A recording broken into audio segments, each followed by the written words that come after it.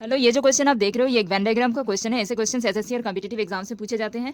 तो चलिए क्वेश्चन को हम देखते हैं। इस क्वेश्चन में दिया गया है, select the Venn diagram that best illustrates the relationship between the following classes, women, mothers in law and हाउस वाइफ्स। यानी कि यहाँ पे 3 चीज दिया गया है, वीमेन, मदर्स इन लॉ और हाउस वाइफ्स। तो इसका हमको भी वेन डायग्राम, सही वेन डायग्राम यहाँ से हम लोगों को चुनना है। तो अभी चलिए हम देखते हैं इसको कैसे हम इसको सॉल्व करेंगे। तो सबसे पहले जो वीमेन्स है, मदर्स इन लॉ है और हाउस वाइफ्स है। तो आप यहाँ पे देख सकते हो हाउस वाइफ जो दिया गया है ये भी सारे वीमेन्स ही होंगे, और मदर्स इन लॉ, मदर्स तो वीमेन्स ही होंगे। तो ये सारा वीमेन्स कैटेगरी में आते हैं। तो यहाँ पे यानी कि ये जो हमें सर्कल ओवल बनाए हैं ये वीमेन को डिनोट करेंगी, ठीक है।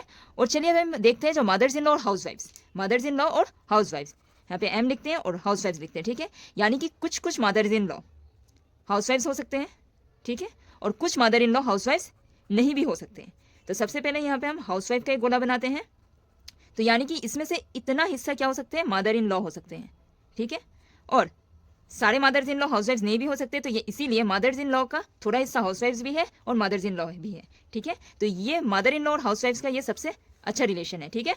तो ये सारे वीमेंस कैटेगरी में आते हैं। तो चलिए हम ये वाला जो अंदर का जो वेन डायग्राम है इसको हम यहाँ पे पुट करते हैं। यानी कि ये हाउस वाइफ्स है और ये मदर इन लॉ है, और ये वाला पोर्शन में जो है ये वाला हाउस वाइफ भी हो सकते हैं, मदर इन लॉ भी हो सकते हैं, ये दोनों हो सकते हैं, ठीक है।